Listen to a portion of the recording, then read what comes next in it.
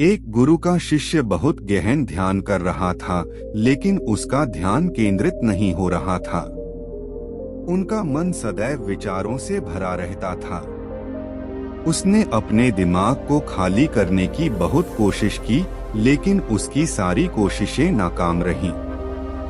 अंत में जब वह सब कुछ कर चुका, तब वह अपने गुरु के पास गया और बोला, गुरुदेव, मेरा मन हमेशा विचारों से भरा रहता है।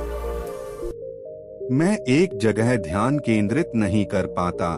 जब देखता हूँ तो दूसरी चीज पर चला जाता हूँ, फिर तीसरी और चौथी चीज करता हूँ। मेरे दिमाग में हजारों विचार चलते रहते हैं और मुझे पता भी नहीं चलता कि ऐसा कब होता है। बहुत समय बाद मुझे एहसास होता है कि मैं क्या करने बैठा था और क्या सोच रहा था। हे गुरुदेव, मैं अपने दिमाग को विचारों से खाली करना चाहता हूँ। मैं चाहता हूँ कि मेरे मन में एक भी विचार न रहे। जब चाहूँ तभी विचार उठना चाहिए। गुरु ने कहा कि किसी भी समस्या का समाधान तभी होता है जब हम समस्या की जड़ तक पहुँचते हैं, समस्या को ठीक से समझते हैं और जानते हैं। क्या आपने उस मन को भी जाना है जिसे आप खाली करना चाहते हैं?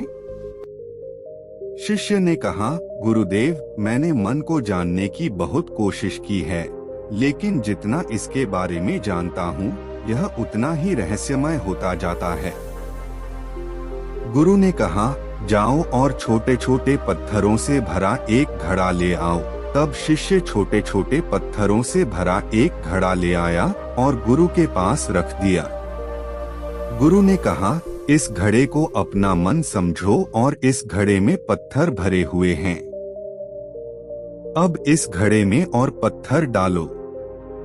शिष्य घड़े में पत्थर डालने लगा।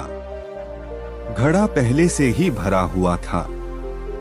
12वां पत्थर रखते ही बाकी सभी पत्थर नीचे गिरने लगे।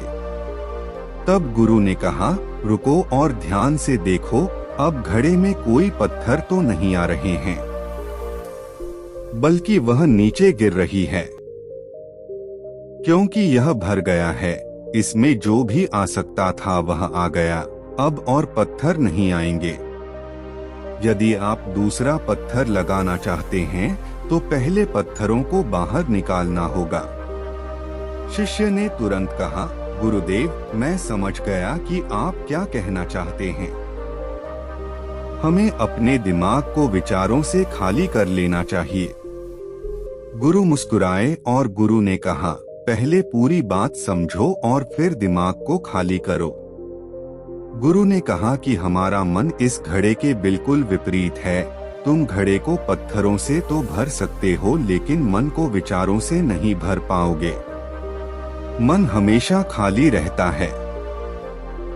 शिष्य ने कहा, गुरुदेव, मुझे कुछ समझ नहीं आ रहा है। अगर दिमाग हमेशा खाली रहता है तो हम उसे खाली करने की कोशिश क्यों करते रहते हैं? इसकी क्या जरूरत है?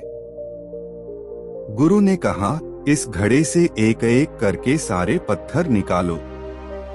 शिष्य ने वैसा ही किया और घड़े से एक एक पत्थर निकालता रहा और अंत में घड़ा खाली हो गया। गुरु ने कहा, देखो, तुमने एक एक पत्थर निकाला, यह घड़ा खाली हो गया है।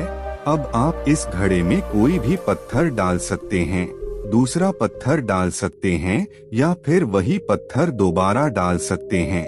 आप इसे आधा भर सकते हैं या फिर पूरा भर सकते हैं। शिष्य ने कहा, गुरुदेव, मैं भी ऐसा ही हूँ। मैं बता रहा हूँ कि मन को खाली करना है। ये तो पत्थर हैं, इन्हें आसानी से निकाला जा सकता है और घड़ा खाली किया जा सकता है, लेकिन मैं अपने मन को कैसे खाली करूं? गुरु ने कहा, इस खाली घड़े में एक पत्थर डालो और 2 पत्थर निकाल लो। शिष्य ने यह कहा, ऐसा कैसे हो सकता है कि जब इस घड़े में एक पत्थर होगा तो एक ही पत्थर निकलेगा, फिर 2 पत्थर कैसे निकल सकते हैं? गुरु ने कहा, चलो ऐसा करो, इस घड़े में 2 पत्थर डालो और 4 पत्थर निकाल लो। शिष्य ने कहा, गुरुदेव, यह कैसे संभव हो सकता है? ये कोई चमत्कारी बर्तन नहीं है कि 1 डालो तो 2 निकालो, 2 डालो तो 4। गुरु ने कहा, यह घड़ा चमत्कारी नहीं है, लेकिन तुम्हारा घड़ा यानी तुम्हारा मन चमत्कारी है। यदि आप इसमें एक विचार निकालेंगे तो इसके पीछे 2 विचार होंगे। जब आप उन 2 विचारों को पकड़ते हैं तो उनके पीछे 4 विचार उभर आते हैं और वह खाली नहीं रहता। यह मन का भ्रम है कि सब कुछ है लेकिन कुछ भी नहीं है। शिष्य ने कहा, गुरुदेव, आप जो कह रहे हैं वह मैं समझ गया, लेकिन क्या मैं हमेशा अपने विचारों के जाल में फंसा रहूंगा? क्या मन के भ्रम से बाहर निकलने का कोई रास्ता है? बिल्कुल नहीं।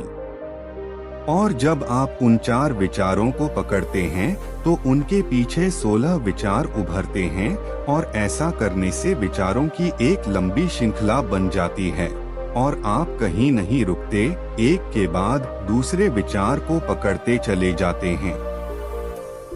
यह मिट्टी का घड़ा पत्थरों के घड़े के समान है। भरा रहेगा लेकिन आपका मन कभी नहीं भरता, वह हमेशा खाली ही रहता है। हमारा दिमाग भी एक विचार के बाद हमारे लिए हजारों विकल्प खोल देता है और हम एक मुख्य विचार को छोड़कर उन हजारों विकल्पों में फंस जाते हैं।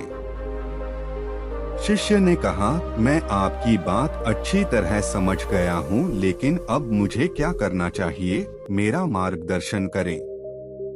गुरु ने कहा, मन के जाल में मत उलझो, मन को खाली करने की कोशिश मत करो, अपना ध्यान इकट्ठा करो, एकाग्रता लाओ, जो भी कर रहे हो उसे अंतिम मानकर करो।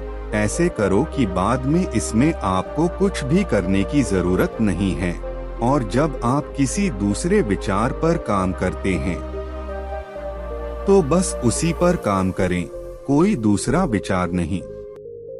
मन के भ्रम से बाहर निकलना इतना आसान नहीं है, लेकिन अभ्यास सब कुछ कर सकता है। शिष्य ने कहा, गुरुदेव, मैं भी ऐसा ही करूंगा। यह समझाने के लिए आपका बहुत बहुत धन्यवाद। हम सभी अपने दिमाग को खाली करने की कोशिश करते हैं, मन में उठते बैठते विचारों से परेशान रहते हैं। हम चाहते हैं कि ये विचार कहीं चले जाएं और हम शांत हो जाते हैं, लेकिन जितना हम इन विचारों से दूर भागते हैं, हम विचारों का उपयोग करते हैं कि वे हमें शांत करते हैं और वे आपके उन्हीं विचारों से जुड़े होते हैं जिन्हें आप छोड़ना चाहते हैं। इसलिए ये विचार इतनी शक्तिशाली हैं। जब आप सोचना ही नहीं चाहते तो आप शांत रह सकते हैं। यह तभी संभव है जब आप शांत रहने की कोशिश करना बंद कर दें और अपनी समस्या को हल करने पर ध्यान दें, ध्यान केंद्रित करें और समझें कि चिंता करने से नहीं बल्कि सोचने से समाधान मिलता है। गुरु ने कहा, इस मिट्टी के बर्तन को पत्थरों से आधा भर दो। शिष्य ने वैसा ही किया। फिर गुरु ने कहा, अब इन पत्थरों में से एक पत्थर चुन लो और उस पत्थर की एक छोटी सी मूर्ति बनाकर मुझे दे दो। मैं जानता हूँ कि तुम एक अच्छे कलाकार हो। जब शिष्य ने 11वां पत्थर निकाला और उस पत्थर को तराशना शुरू किया तो उसे एहसास हुआ कि यह पत्थर अच्छा नहीं है। उसने घड़े से दूसरा पत्थर निकाला, उसे वह पत्थर भी पसंद नहीं आया। फिर उसने तीसरा पत्थर निकाला, उसका रंग उसे पसंद नहीं आया।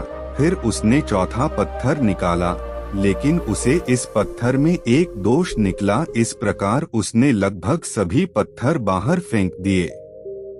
उसे ऐसा करते देख गुरु ने कहा, वह पत्थर जो तुमने पहली बार निकाला था, यह समझकर उसी पत्थर की खोज करो कि तुम्हारे पास कोई दूसरा पत्थर नहीं है।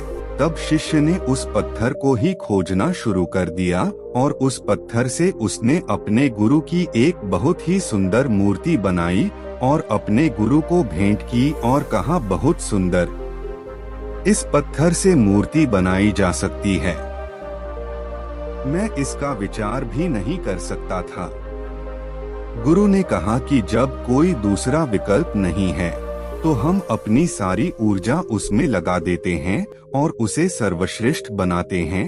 जब कोई दूसरा विकल्प है तो हम सिर्फ पत्थर चुनते रहते हैं। मान लीजिए कि मूर्ति नहीं बनाई गई है। दोस्तों, आज की यह कहानी आपको कैसी लगी और इस कहानी से आपको और क्या सीखने को मिला?